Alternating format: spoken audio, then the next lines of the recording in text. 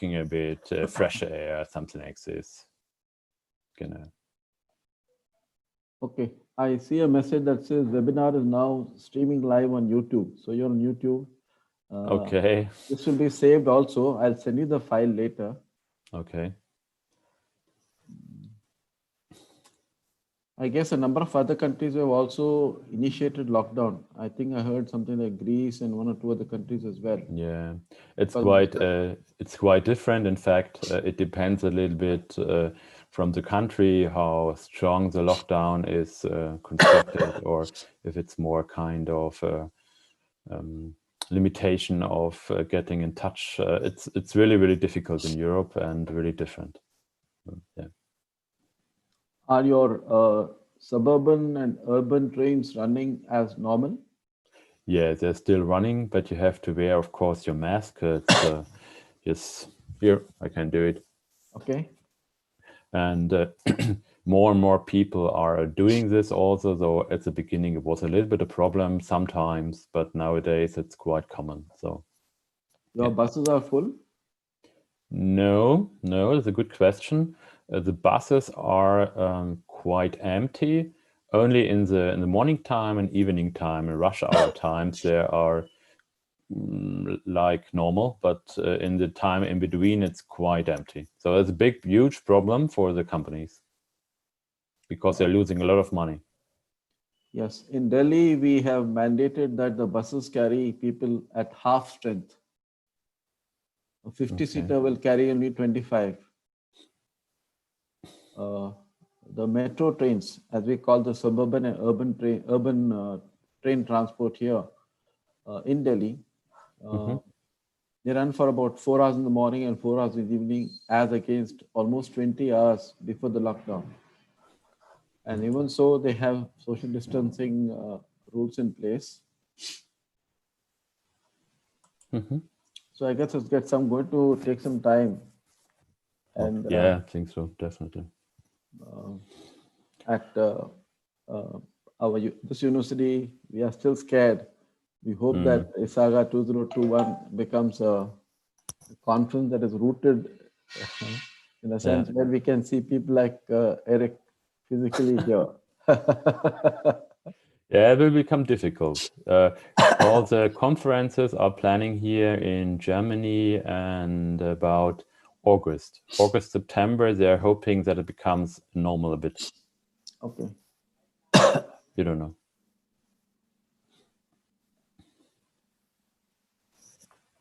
Sir, I want to introduce some panelists with us today. Please go ahead. Dr. D.K. Mandal is professor in management and also the head of the Sri Vaishnav School of Law. He is with us. And Dr. Rajiv Shukla is also with us. He is director of Sri Vaishnav School of Management. Okay. And I think Dr. Namrata Jain ma'am is also there. He is professor in management. And Dr. Abhishek Singh Rathod, he is from Institute of Information Technology. And Dr. Dhar and Madam Dhar will join soon. Okay. Welcome to Dr. Mandal, Dr. Shukla, Dr. Rupali, Dr. Namrata, and Dr. Rathod. And I think at least 3 of you are coming here for the first time. And I hope you'll be with us for every session henceforth. We've had some we've had some exciting sessions in the last 2 webinars. The first one, Sebas spoke to us about healthcare in Sweden. And the second one, which was last week, we had Ivo Wenzler, who spoke to us about serious games. And I think his presentation was extremely good, went into various aspects about how serious games ought to be done and so on. And today we have Eric. Eric will talk about a different angle about simulations in mobility in terms of movement of goods and traffic and how we can live better in the future. He will not talk about the present as the other 2 speakers probably might have done. So Eric is going to take us in the future. And Eric, we are all ears. Okay, then I share my screen, and yeah, many thanks to be invited. And I Eric, just a minute. We'll wait for a couple of people to come. You've seen Okay. Dr. Dar, of course. Which city are you speaking from, Eric? I'm now located in Munich. It's in the south of Germany, or in the middle of Europe, and yeah, it's. So I heard Munich is already cold. Yes, we have about 8 to 10 degrees now. It's a quite normal temperature for the time, but at the beginning of the month it was quite warm. So we had 20 degrees, what's really unnormal. So also climate change is coming to us, and yeah. We are doing 10 plus 20 at the moment. We are doing 31. Okay, a little bit too hot for me. You're not seen order. But it's, yeah. How is it in Indore, Dr. Mandal? Indore is 30-16. Oh, Okay. we are doing 16 30. is pretty comfortable, and you know, you get out early in the morning, you really feel good. Very nice breeze, and Indore as such climatically is fantastic. I know comparison with Delhi. I have known Delhi, yeah, but Indore is super. No match. We're doing 31 and 14 or 13 at the moment. We're expected to catch a chill very quickly. But I read that Delhi has a very polluted atmosphere these days. In fact, I know. I've been catching a little bit of that effect, and I've been a little ill for the last quite some time, especially because of this polluted atmosphere. on one hand, we have COVID. On the other hand, we have this kind of pollution. You know, people with breathing difficulty will really have it. So you give me the start sign, or I don't know? Sure. I think Dr. Rupali will start off the proceedings. We're waiting for Dr. Dar. Okay. Yes, sir. I think he'll We be are here in a just moment. waiting for Dr. Bharat to join for the session, and then we will start.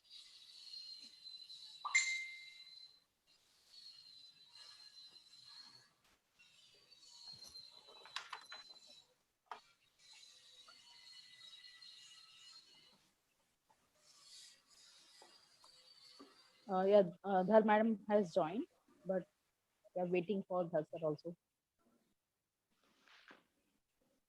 Yes, he's also online. Yeah. Good afternoon, sir. Hello, good afternoon. Good afternoon. Has Eric joined us or is yet to join? He's there, sir. Yes, sir. He's on the left-hand side, top corner. Okay. But his camera appears to be off. Oh. No? Oh, hello. How are you? I'm fine. Oh, very good. Very good. I would like to welcome you virtually on the virtual platform. Thank you very We're much. happy to have you this evening, Indian as per Indian time evening. So at your place, maybe morning. Yeah, now we are running a little bit towards the noon time, so just. Yeah. Is it 10:30 over there? Here we have 3 o'clock in the afternoon. Yes, sir. Yeah. Okay, Rupali, we can So start. shall we start? Yes, Yeah. sir. Sure. Yeah. Okay. So hello everyone. Welcome to the webinar on participation with simulation games, conflicts and other conditions, and organized by ISAGA 2021 and Shri Vaishnav Vidyapeeth Vishwavidyalaya, Indore. I welcome to all participants, and speaker for this session is Mr. Eric Tresk, owner of Intrestik, Munich, Germany. Before beginning the webinar, I would like to invite Dr. Jigyasu Dubey, coordinator of ISAGA 2020, for shedding some more light about this webinar. Thanks, Rupali. Today's speaker of the webinar, Mr. Eric Tresk, owner intrestik, Munich, Germany, and also the member of Executive Board of ISAGA and SEC-SAGA. Dr. Upinder Dhar sir, Honorable Vice Chancellor of Shri Vaishnav Vidyapeeth Vishwavidyalaya, Indore. Respected Dr. Vinod Damlekar ji, Gaming and Simulation Expert and Founder Mentis. Respected Dr. Santosh Dhar, Dean, Faculty of Doctoral Studies and Research, Dr. Anand Rajawat, Dr. Rajiv Shukla, Dr. T.K. Mandal, Dr. Namrata Madam, and Mrs. Rupali Bharti, my colleague, and all the ISAGA members, head of the institutes, head of the departments, faculty members, research scholars, and my dear young friends. It gives me immense pleasure to extend very warm greetings to all of you on behalf of Shri Vaishnav Vidyapit Vishwavidyalaya Indore, India in this webinar. Friends, International Simulation and Gaming Association, ISAGA, is a professional association for students, teachers, trainers, researchers, practitioners, and other professionals. Its aim is to promote gaming simulation methods, including research, consulting, learning, and teaching methods such as traditional business and management simulation games, policy exercises, computer simulations, and computer supported simulation games, role play, learning games, scenarios, dynamic case studies, experimental learning activities, business theaters, etc. ISAGA 2021, the 52nd Annual International Conference of ISAGA, will be organized by Shri Vaishnav Vidyapit Vishwavidyalaya at its campus in Indore, India between 6th to 10th September 2021. The theme of the conference is Gaming, Simulation and Innovations, Challenges and Opportunities. This event is the first ISAGA International Conference in India. To prepare for the conference, University is organizing a webinar series on gaming and simulations with emphasis on the conference theme. Our key speakers are ISAGA members and other GS professionals. Till now, 3 webinars have been conducted. Our first webinar was conducted on 3rd October 2020 by Professor Sebastian Major. He's from Sweden. Second webinar was conducted by 24th October 2020 by Dr. Ivo Wenzler, Netherlands, and third webinar by Dr. Elizabeth Leek, Austria on 31st October 2020. Friends, today is the 4th webinar of this series and the resource person is Mr. Eric Tires, owner of Intrestik, Munich, Germany. He is executive board member of ISAGA and also SAGA, which represents Switzerland, Australia, and Germany. He speaks on participation with simulation games, conflict, and other conditions. I am delighted to welcome Mr. Eric. We are grateful to you for providing your time for 4th webinar of this special series. I also welcome all the ISAGA members, gaming and simulation experts, faculty members, research scholars, and students. We truly value your participation and support for this webinar. I am sure this will be a very exciting and knowledgeable journey for all of us. Thank you. Thank you so much, sir. Now I would like to invite Dr. Upinder Dhar, Conference Chairperson, ISAGA 2021 and Vice Chancellor of Shri Vaishnav Vidyapit Vishwavidyalaya Indore for the welcome address. Good afternoon to all of you. At the outset, I am very happy to welcome Eric Treske to this 4th webinar of ISAGA. As all of you know that we were supposed to host ISAGA 2020, but COVID-19 has disrupted all the plans. So we could not hold it this year. It had to happen in the month of September. But I'm thankful to the board of ISAGA that we have been permitted and also invited to host ISAGA 2021 from 6th of September to 10th of September 2021.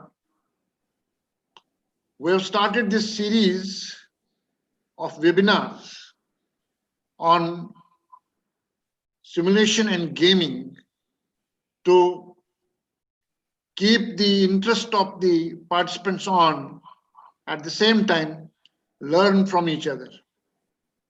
As mentioned by Jigyasu, we had 3 webinars so far and all the 3 were very well received. Today also I can see on the screen more than 220 people have already joined and many more will be joining.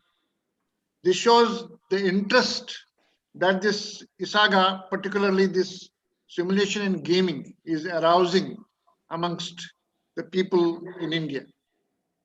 There are professionals, there are faculty members, gaming professionals, and then even some students also who are taking interest in these webinars.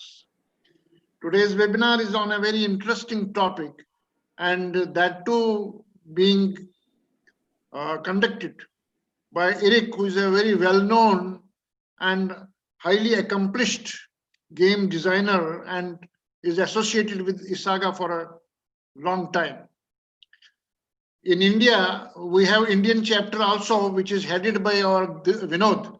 Vinod Dumblekar is heading the Indian ISAGA. There are so many, in every country there is a chapter, and in India also, our Vinod is working very hard to arouse the interest in the people on gaming and simulation.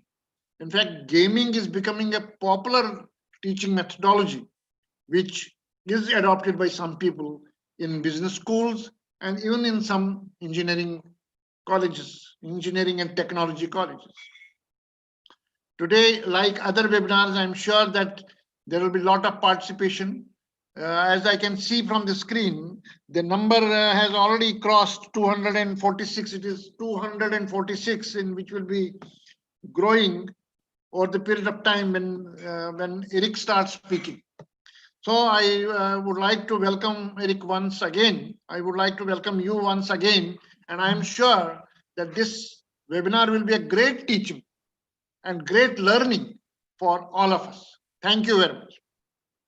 Thank you, sir. Thank you so much.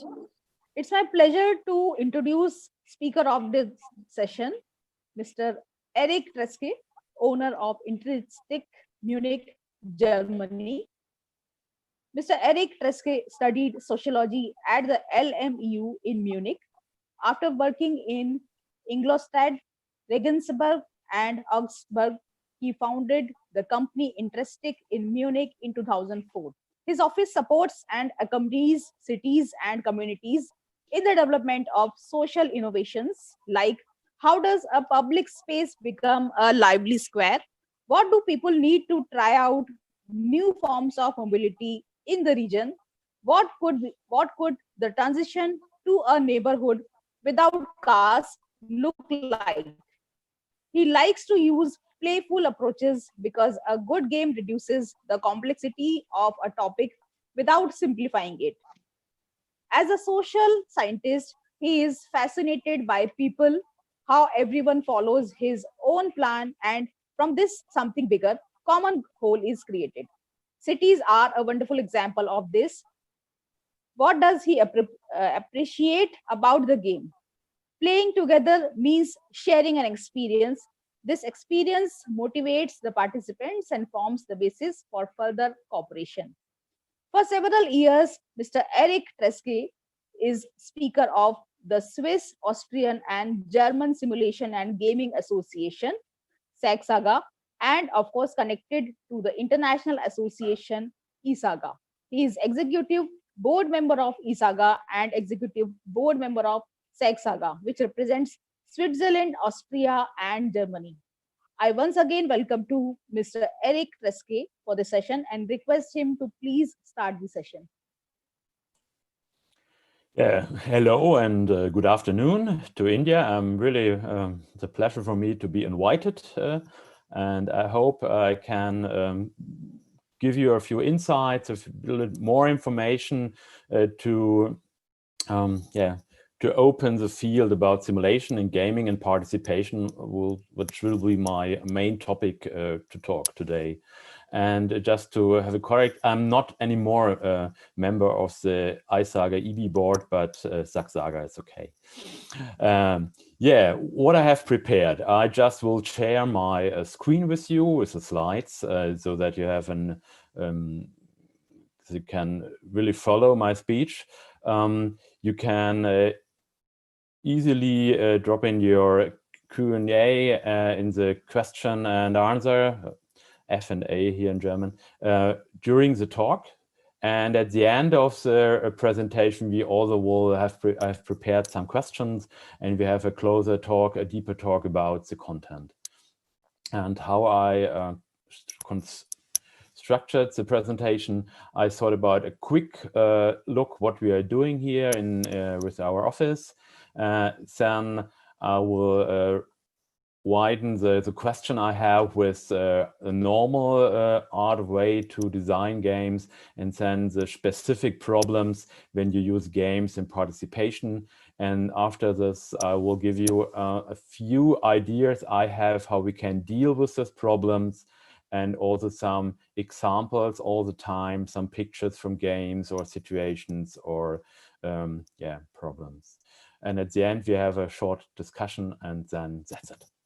Okay, so hopefully the technique will working. So I will now give you free my screen. Okay. Yeah. Yeah, participation with simulation games, a conflict. That will start here with some of the games we normally at the office are doing. We are doing analog games, haptic games that you can touch. Nowadays, it's a little bit a problem, but we're just working on it to throw it into the digital world, what is not so easy, but it's possible. Who's we? It's my colleague, Dennis Kruse, who was just starting architecture, and me, Eric Treska, and how it's now studied sociology. Since about 2004, we are doing simulation games in our business. And since 2014, we are just more specialized on infrastructure, mobility, and participation. What's the main focus? We are just, how would say, if you see the area of mobility, we are not experts in cars or something like this. We are experts on people, how the people are working together or not. And this, of course, because I'm here for this subject, we are doing especially the USP with games or simulation games. And what we are doing there, we try to bring people together that they participate about this really difficult subject, because it's a main topic of our societies to deal and to find new ways for mobility. And I think we only can manage this if we all work together to find a way for a new mobility, a new form of living together. And this needs a lot of participation. And of course, it's different in any country, and we have to find solutions for every situation. Yeah, and how I just make it roughly, normally simulation games, when you use it, you follow one big rule, and this big rule came from Casey Greenblatt. She is one of the founder of our subject, and she says the thesis at the beginning: when you want to design a simulation game, you have to be very, really clear what you want to design. And the thesis is from her book from 1988. You cannot simulate a system if you do not understand it. And on the side beside, you see one of the smaller figures she made about a game, the relationships. And you can imagine when you are dealing with such a difficult thing with mobility, this will be much more complicated, and much more of this analysis have to be taken place. So it's really when you don't have the understanding, and that's the normal thing, and it's really in every game really, really important. You have to understand what you want to show, what you want to simulate. And normally it looks like, I just make some examples, the Hex game. It's a really old one from Dick Duke. It's dealing with resources, and they designed this over several years to have a game about this, or fountains about cultural differences, or a third game, Grid, about how to work together.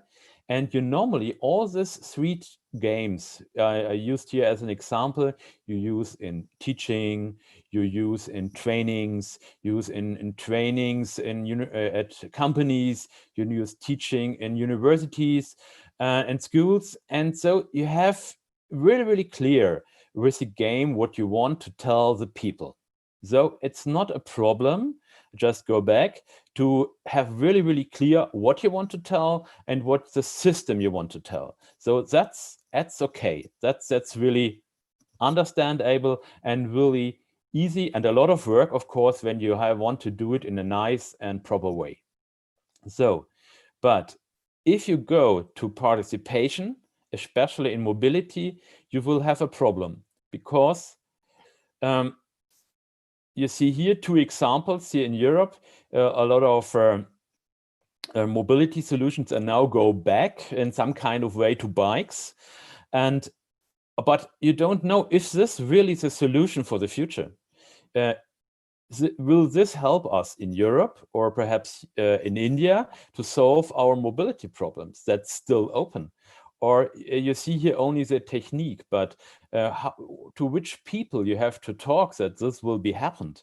You know, the Germans are crazy with cars. I don't know other countries so well, but how you persuade these people? And there is no no plan nor exactly theory how to do it. There's a lot of discussion, but you have not a really plan you can follow. So, and when you don't have this in the theory, how can you make a game out of it? That's really a problem. And you see, it's a typical WIC problem. You say normally you have a lot of people involved, multi-stakeholders in mobility. You have multi-causal staff related to each other. And the problem is not clear defined already. Is it that you have too much cars, too big cars, too much cars at the wrong place, in the city, outside the city? And like I try to explain, the problem with mobility in India will be quite different than the problem with mobility in Germany, or the problem in Germany will be completely different than in Italy or in America. So it's not a clear theory you can follow. And then when you go to the multiple stakeholders, here in Munich, you have a lot of people who are really want to change mobility, and they're really, really well-educated people, and they have really the wish to do a good job, but everyone follows his or her own theory. The administration have a different understanding and different theory how to solve the problem. The mobility provider like BMW or other companies just have different understandings or offers to do. And the local politicians, of course, when you are a Green Party, for example, it's very clear for you. But you're from the working class party, you have other stuff behind you. So all these people have to come together and to solve the problem.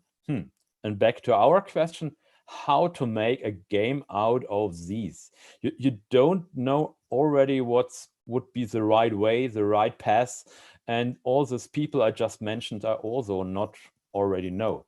So how you can do it, how it's possible to use a game in this situation makes this sense. And yes, I think it makes sense, but I can just show you the problem more in detail. So we have the subjects that we have in the inner city areas, like in Delhi, for example. There's a lot of traffic. And in Germany, we want to reduce this. But like I speak, what's the subject we want to look at? It is the subject speed. I don't know. But if you want to build up a game with to just handle with speed problems, it looks different. And here you see two pictures where we tried from our company to build up a game which have a kind of focus on speed. That we said, okay, when we are able to reduce speed in our urban areas, then it will be possible to change our mobility. So we deal a lot with different speed uses of the streets. in an area. So a game, the same area looks here when we deal with speed. But this was not the solution the people were happy with, so we have to find a second game. And the second game, exactly the same area here in Munich, was perhaps the problem can be solved if we focus on area, the use of areas of places. So when we use and we think about to use the place in front of our houses in a different way, then we can solve also the problem with mobility. So the game would be designed to handle, to deal with the use of space. And so the game looks like, you see these crosses. So you can, every 4 crosses are marking 1 square meter. So you can discuss about every square meter in the inner city area, how to change the use of it. So same area in Munich looks different when you have in your mind to use a theory about how to use an area or a place. So it looks like this. But when you are thinking about, it's not the problem about to talk about speed, it's not the problem about space, it's more the problem about who has influence, who has the power to change. Then a game will look like this, for example. It's again the same area in the inner city of Munich, and to reduce the mobility there, the car mobility, in fact. And then we thought about, okay, how we can play with this. So we decided, okay, we have the pedestrian area, we have the area where the cars are parking, and we have the area where the cars are driving. And every of these 3 areas, a lot of people want to change, to use this space in a different way. And you see here the round areas, round dots, and here you have to place your markers. You have to place your markers which represent your power, and your more power and influence you bring in here in this game, the chance is rising that you are able to change also the use of this place, of this area, the pedestrian area or the parking area or the driving area. And so it's a kind of dealing with each other to find good ways that everyone can use the space in this kind of way he or she wants to do it, but also to influence policy and administration to do the change. So you see, back to the question, when you design a game with a theory in your mind, it's important to have a look at the power, and it's important to have a look at the influence of the people in the city area. Then a game would look like this. So, but then you see it's always the same area. You have to design 3 games, question mark, or how you came out of these. That's really a problem.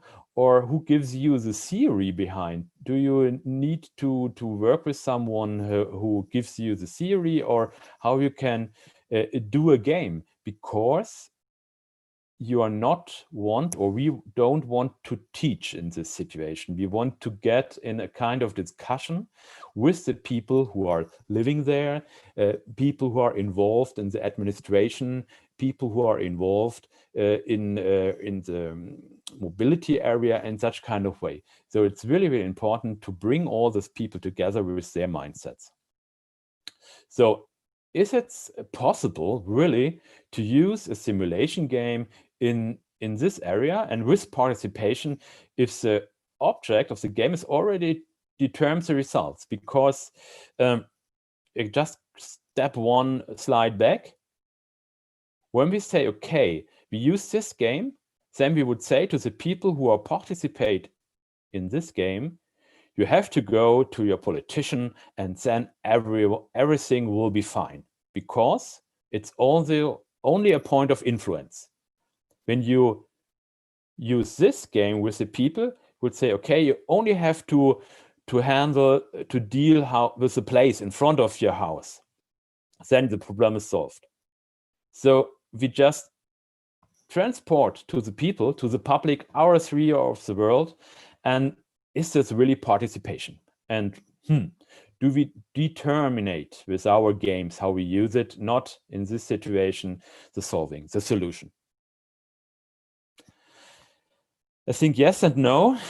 And our way to handle this, and our thing is to have a look over the border.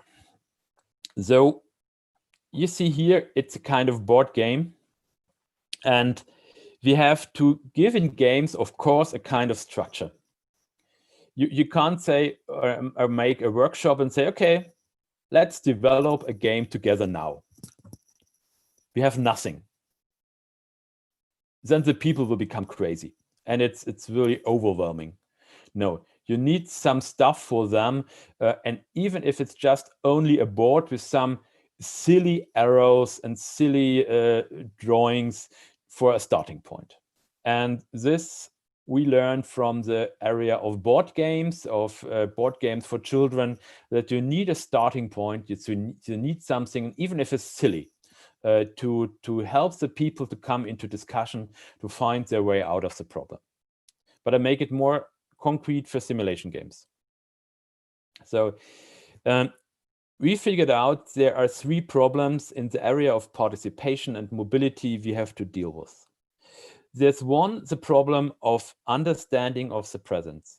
So bring the people together and bring out of a common understanding what's going on now. That's not easy, I must say. It's even a first step, and sometimes it's enough if we do this. Or if you think about mobility, it could be interesting to have a look what we see together. Playing is always thinking and imagine together about the future, how it looks like. So the goal of a game could be to play it, to have at the end a picture of the future, a shared picture of the future. Or that's the third column. We can think about, okay, we have an idea where we want to go, but we already don't know how to go there. So if we go back to the main topic question, it would be interesting before we start to design a game for mobility and participation and change, to think exactly what kind of future, what kind of general over topic we want to support.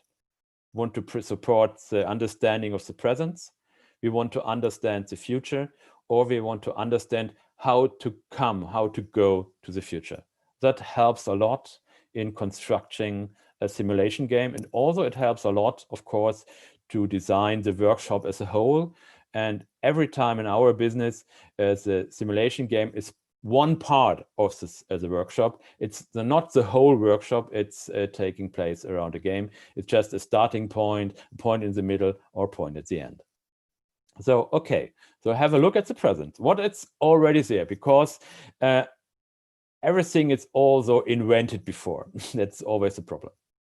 You see here 3 solvings which are already here, who are dealing with the present and mobility and urban planning, and deal with participation and deal with the subject that it's not clear. So planning for real, I don't know if you know it, it's from Tony Gibson from England, and it was developed about, I think, at the beginning of the 60s or so of the last century. And it's dealing with it. You see it, hopefully. You have buildings, and these buildings are made out of cardboard, and you can do it really quickly on a map and cutting it and drawing on it and making some notes on it. And so it's really quick, and you play it with normal people just sometimes in front of the bus stop. That's really easy doing. So it's an easy material, and you can use it really, really quickly, and it's understandable. And then in the middle, you see the city game. It's one of your colleagues here in Bangalore. It's from Fields of View, and they use these blocks to have an overview about a city and how the city is in this moment, have the picture from the people who are in the workshop, how they are imagine their own city. So again, you use simple stuff, simple materials to have a quick, very quick picture, a quick prototype of the city. That's really going in a nice and easy way. And what's at this game solution really nice, you can really easily change the rules of the game, because when you see as a facilitator who is just the guy who is just try to push up the whole process, that's the focus is going on infrastructure, on public infrastructure, you can do so really easy in this situation. The third picture is about our own game. It's about traffic planning. In this, we try with small paper stripes in the present, at the beginning of the workshop, to say, okay, to the people, please make a picture of the mobility solutions in your region in a really quick way. And why paper stripes? You can change the position really quick and easily. So again, like these two examples before, it's the main topic of the simulation game in this is talking to each other to come to a shared picture of the presence, of the situation, how everyone in the room in this workshop will figure out what's going on now and around. So when you use simulation games like this, it's possible without knowing the exactly situation, without knowing the exactly theory, only the subject, that you are just build up a game. You just see there's a question. Oops.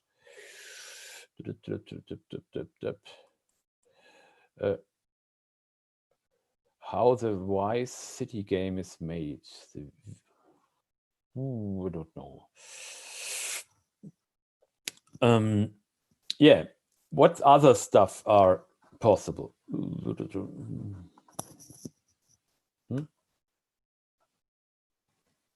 Now I'm hanging shortly. Oops. Yeah. So you have to find, definitely when you see this presence games, the kind of balance between something which ready-made and something without anything, because when there's only empty space, that's complicated. That's really an overwhelming for the participants. So we would say you need some form or forms and aesthetics. So in the first case, you remember you need this cardboard houses. In the middle, you need these blocks from the city. And in the third picture, you need the stripes. And it must be really fun for the people to use it. Or like you see in the the picture here in the middle, it's really important for us to use this laser cutting stuff because it looks so nicely. And then you can use it and cutting it. You can use colors to make different use clearly for everyone. And yeah, this you need to trigger the people to go into the game. Otherwise, you need too much power to push them into the game. The second one we would say, which is helpful, in fact, it's a kind of board game. And you see, the board game centers the discussion in the middle. And the board game does not have to be real. It could be also on a digital whiteboard, but you need a kind of center. And in the center, you see here on this picture, there are some parts who are well designed on the back, and the other stuff you see is just cut it from normal cardboard, some Post-its. And so you have a combination, what I see, with balance, with ready-made and stuff you just design in the moment with the participants in your game workshop. Then you are able, we would say, to solve the problem that you have to design a game without knowing what could be at the end coming out. Yeah. When you go to the future, so now we discussed, or I tried to make it clear to how to deal a game for the present, how to go to the future. It's more complicated. You have to can re-engineer, of course, solutions who are already there and try out of these to make game rules. You can, of course, try to gamble with a small group of the customer before, because the customer already has a theory what he is using or why he wants to solve this problem, not the other one. And this is where you can go and try to go into the future. Or, which it's not just talked about, the stuff now was everything about rules. But of course, especially when you go into the area of mobility, you have to deal with people. So what are really the roles? And so you see, I go back a little bit. The subject is unclear, and also in the subject is mostly unclear who is involved. So at a certain point, then you have to discuss with the customer or with yourself, what are the roles who should be inside of the game. And it started from the really basic stuff. What you are the representatives in the game. You can use funny graphic, like on the top of the green figures, or you can realistic people like on the bottom. That's just only representing. And the next one is when you're thinking about, okay, you have clear who is involved, but how you give the characteristic to the people. What are the personas? And so, and again, you have the same problem, and you have to deal with this aspect, how you will design, how you will develop the personas, the roles. Will you do it on the fly? Will you do it with the customer in front? And even if you have this clear, how you design this, then, and that's the third picture, you have the idea become clear, what combination, what kind of groups are important for your game. And again, goes back, when you go into the future, what will be in the future be important, who will be involved and or not, and what kind of power. There you see, even if you solve one problem, you have to find solutions, dealings with the personas and roles to involving, to build up the future or the present. And one thing about the roles we are just working on, just to give you also our perspective in the future, is we're just thinking about how to combine the new technologies, that we are just preparing some stuff for the figures, for the people who are personas who will be involved in the future, in kind of apps to give, after a starting point of this game, some information. We are just giving free over a normal simulation app, just certain informations or not. So we can on the fly also give information in the situation. So and other information we are blocking because it's not important for the game process. So you see, this is all the stuff we try to handle the problem that we are not know at the beginning what will be the right solution for this topic, mobility in an inner city area. Yeah, and to solve the problem that we have no clear theory, we just try to figure out kind of blocks, kind of elements. What means personas? I just step back. It was the question in the Q&A. Personas means it came from the marketing kind of stuff. As a sociologist, I would say it's Idealtypus. You see on the bottom, there's or you see generally there's an old man, for example, in this situation.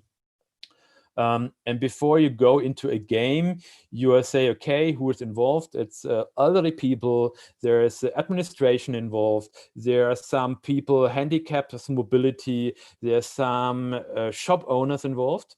Then you take the elder people and say, okay, to build up a persona out of it, you say, how many people who are age over 70, for example, sorry, are living in this area?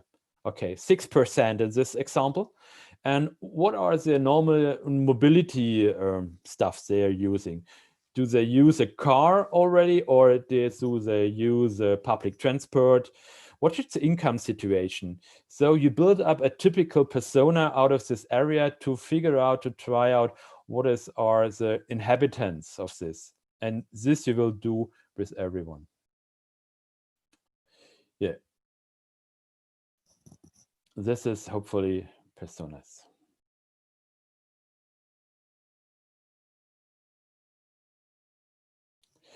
Okay.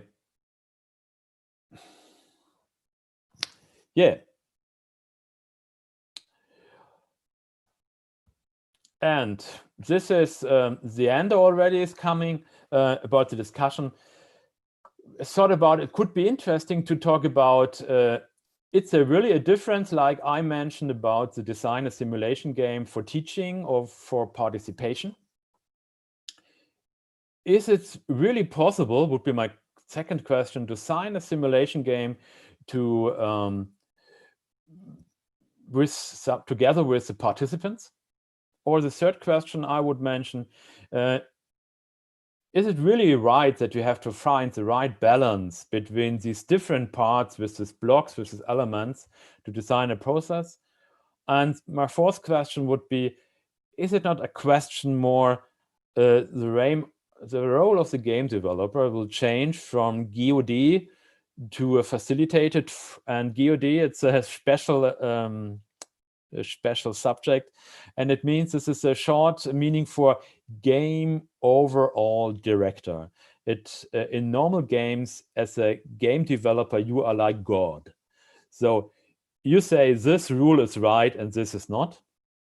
And I mentioned perhaps it could be that we have to more become a facilitator, because otherwise we can't change really our rules. Yeah, that would be the start for discussion. And I try up to have something like a Mentimeter to find out what are the main subjects to you. So what keywords are you hearing? And you see this after this. What do you think will be incoming in your mind? So go please on mentiplus.com, give us the code, and then there you have the options to fill in your word, your stuff you come just into your mind, or what it's related to this presentation. So we become a word cloud after it and have an overview what's perhaps what we can talk about. So many thanks for your attention. And this was the end of my speech. And please have a look at menti.com and we go into discussion. And if you want to contact us, of course, you can send me an email about info@intrestik.de or follow us on Twitter with Intrestik. But just go back. Thank you very much, Eric. It was very interesting and a lot of learning from your presentation. Now I will take up some questions which I have received in the Q&A. There is one Siddharth Srivastava. He is asking that, as you mentioned, that simulation gaming connects real world and virtual gaming experience so that people can learn and experience some activities without actually doing it physically. We can see, hear, and speak in simulation gaming, but just a minute.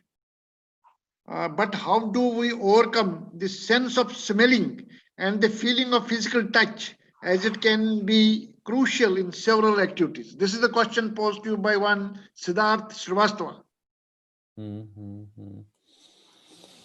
I think, of course, you have a limitation nowadays. That's right. But we tried out to push our board games, really normal board games, on digital whiteboards, for example. So you have a little bit the game feeling on a digital board. Some colleagues of mine are also experimenting that you have 2 or 3 cameras, just one camera on the game board. It's just going into the internet, and the other camera is on the face of the participants. That's, you see, the taste could be, I know from a colleague from Australia, who stands in front to a small group of people, about 12 or 16.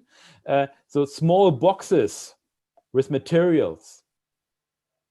So you have your board in small in front of you.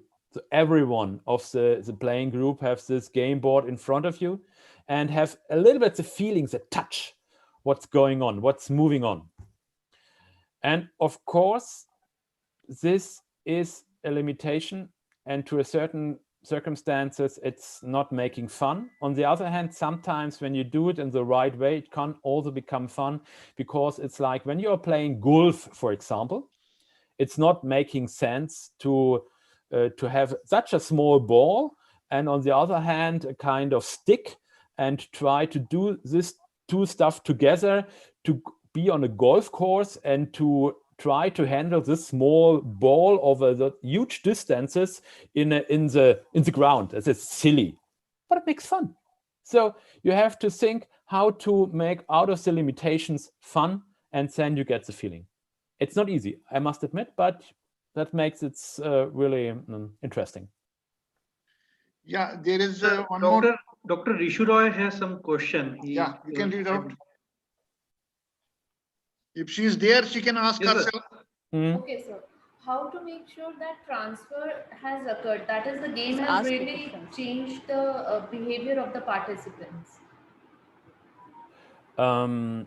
In this situation, I can't make it sure, and I can't make it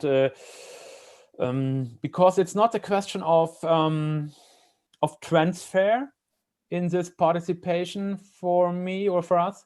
It's more that the people in the first step talk to each other.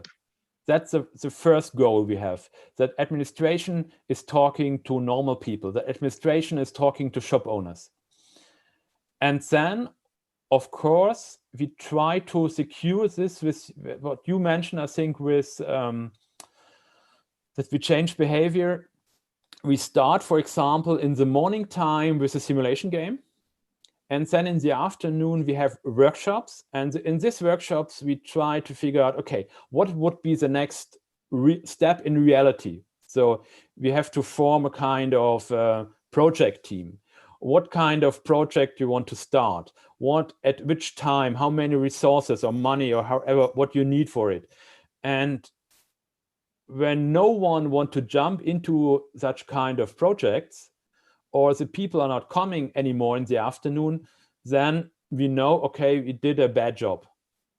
That's the only chance we could see. That's, or to make it more realistic, we have it was a project in the region of in the north of Bavaria, and there was the subject, okay, how to change our mobility behavior to come from the rural area into the inner city area, and how we managed to track the results. Out of this, there came 3 different solutions, and these 3 different project teams, and they pushed up their solutions, and we tracked and supported them to come to an end and to bring their solutions to the public.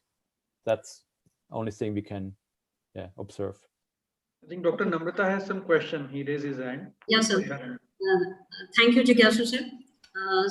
Sir, how far participation with the simulation games on sustainability can help in changing the human behavior. Is it possible to change the attitude of people using simulation games so that they can reflect upon the need of judicious consumption, be it a matter of planning sustainable cities or infrastructure, or sustainable use of resources, so that we can address the issue of sustainability? So is it possible to use simulation games to change the attitude of people? And how far these effective techniques are? Yes and no. So on the one hand side, I would say it would be really dangerous if you use one game and the participants afterwards will be changed completely their behavior. Then we would make a kind of brainwash. But in fact, I observed several times when you have a mixed group, that's perfect in this situation. And there's one or two or a less group inside who was not really persuaded about how to deal with the environment and changing the behavior to secure our environment. It starts a kind of process. And you see that they become more and more open to the arguments which are discussed in the other part of the group. So I think simulation games would be a change to open the people. They are more open afterwards to new and other arguments. And of course, it needs time to change their real behavior. But you can trigger the openness and you can trigger to start trying it. That I would say is possible. And of course, simulation games could help a lot at this. And of course, it only depends what kind of group you have in front, at which age, at which situation they're coming from. Yeah. Thank you, sir. Yeah, there is one Aniket Mode. He asked that how do simulations enhance research?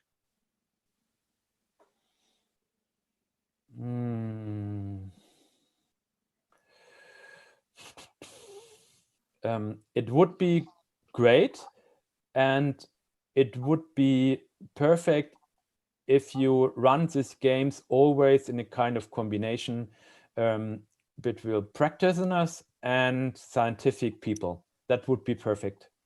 But in fact, that's in Germany not the case. I know it from the Netherlands, I know it from Sweden, that's quite normal and quite common. That would be perfect. Yeah. And then you can say something about this. I can't. Yeah. There is one more question from one Vishal Kumar. He asked that this is the 4th webinar that we are attending. All the 4 were very interesting. But he says that I am not even today clear the distinction between gaming and simulation. Are these two overlapping processes or they are independent processes? Gaming and simulation. I think our field works with a situation that we try to combine this both. So that we are combine simulation and combine gaming together. So simulation is great. Also gaming is great. But our field is the try to combine this. So make it clear. You know, perhaps everyone, the beer game. And it's really, there's a theory behind, a simulation behind, but it becomes to life and it becomes really interesting that the people jumping inside and to try to bring something into the system, into the simulation. And out of this, there comes a benefit. Yeah. So Dr. Abhishek has some question. He raised his hand. Yes, sir. Yes, sir. Hello, sir. This is Abhishek from Associate Professor in the Computer Science Department. I have a question like, does this game learns from user or their cognitive behaviors, and how this game makes decisions on the dynamic way? Yes, this games also learns from the behavior of the participants, and because you normally, I speak from one game, but in fact there are several games behind. So you have different game rounds. So, and normally in these games, you have a kind of stop after each game round. And then, especially because the rules are so open, you speak to the participants and say, okay, do we have to change something here in our game? And normally you do this. And out of this, you learn immediately directly of the behavior of the participants from the first game round, the second, the third. And the cognitive one, I don't know. I would have to think about. I don't know. I can't answer this. But you can learning over the game rounds. You have to make breaks definitely. So that I have to make it clear next time that one game normally, one simulation game comes out of different game rounds. So several games after each other, and then you can learn, of course. Dr. I request Shukla other members also. I think Dr. Shukla also asked to some questions. Yeah, thanks, Dr. Jigyasu. Thanks, Mr. Eric, for nice presentation. And you rightly pointed out that some questions have yes and no both answers. Okay. And just coming to this cognitive part, just one clarification is that how does the margin of error is taken care in designing the game when we are in real life situation, when stakeholders like people and political influencers are involved? You have taken care, taken the case study of this for your first or second case. So would you like to explain further? Which taking care about what? Sorry, I just was an interruption in the connection. Margin of error.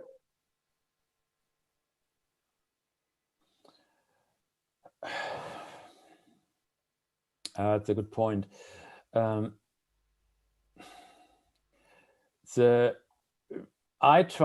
try to taking care about this, that we are trying to make really simple game rules if possible.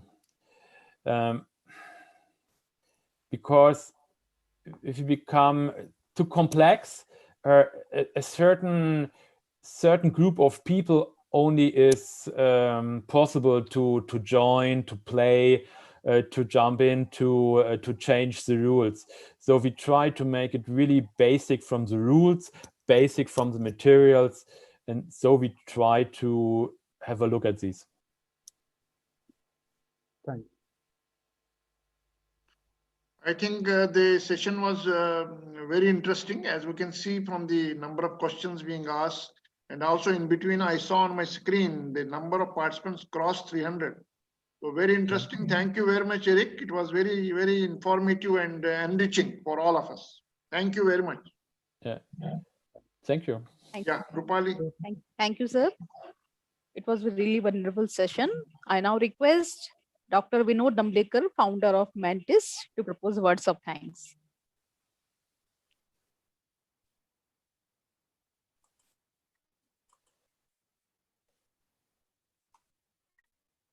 Sir, your mic is off.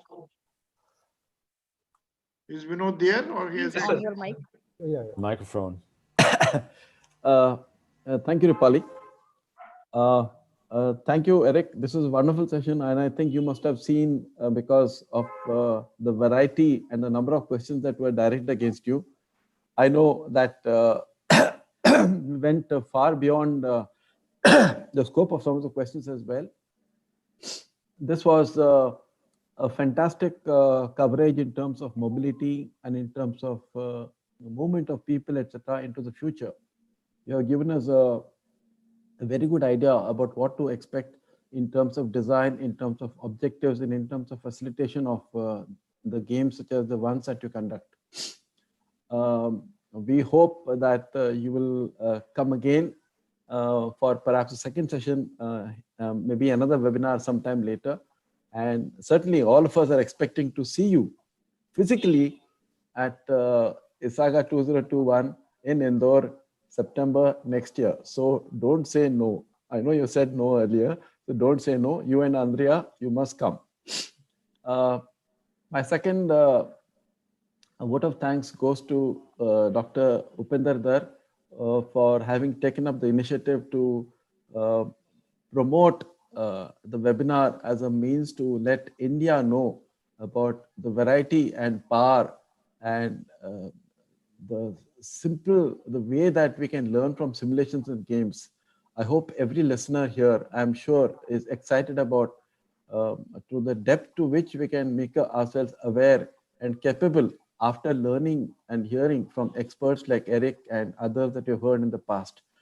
Thank you also, sir, for bringing ISAGA, the annual conference, to India for the first time in its 55, 56 year age of the association. Today, I was very fortunate to see some of my older senior friends like Dr. Mandal, Dr. Shukla and others, Dr. Rishi Roy, of course, and Dr. Jain and all that. I'm very glad to see you. Probably I will not see you till maybe the next September. I'm very happy that there have been a variety of questions. 300 participants on Zoom alone. There must be probably many more on YouTube as well. Means that we have done a very good job. And this is thanks to the back-end support, which we rarely get to see. The support that the kind that Dr. Dubey and his team with Dr. Rupali and others have organized these webinars. And of course, my thanks go to all the participants and their questions. It shows that you have been listening. And remember that simulations and games is a very powerful way to learn. I hope you find ways of implementing it. To all of you here, thank you. And we hope that you'll see us again in our next webinar on the 20th and the 21st of this month. Dr. Dubey, over to you. So Eric, I joined Vinod in inviting you to ISAGA 2021. So we would like you to be here in India in September 2021. Eric, don't say no, say yes. Both of you. Thank you very much. It's fantastic. I like India very much. I was there once a time and it was so fantastic. And it's you have a great country. And but you know, it's as a company and freelance owner, we have to have a look a little bit on the money now. It's not so easy. So, but hopefully it will come better next year. So if I can come, I will do. And yeah, fantastic. And you have done a great job. And yeah. Thank you. To everyone here, I must tell you that Eric is a fantastic conductor of games. He has a variety of games. He can surprise you with the kind of games that you have, that you can be exposed to. And I sincerely hope that he comes here and conducts a workshop here at our annual conference in September next year. Yeah, sure. Eric, so Vinod is indicating, Vinod is indicating that there is some kind of business also there. So the business opportunity is there. Sir? Yes, Rupali. Yes, sir. Thank you so much. I want to thank Vice Chancellor Dr. Upinder Dhar, Dr. Santosh Dhar, Dr. T.K. Mandal, Dr. Vinod Damblekar, Dr. Jigyasu Dubey, Dr. Rajiv Shukla sir, Dr. Namrata Jain ma'am, Dr. Rishi Roy ma'am, and other members of this webinar, and most of above of all, Mr. Eric Tresker for the wonderful session, and all the participants for patiently listening to the webinar. And I hope all of you get benefited from this. Have a nice day. Thank you. Thank you very much. Bye-bye. Thank you, everyone. Thank you, Eric. Thank you, Dr. Thanks, Thank Eric. you, everybody else. Stay healthy. Thank you. Bye-bye. Thank you. Bye-bye. Thank you, sir. See you all on the 20th of November. Thank you.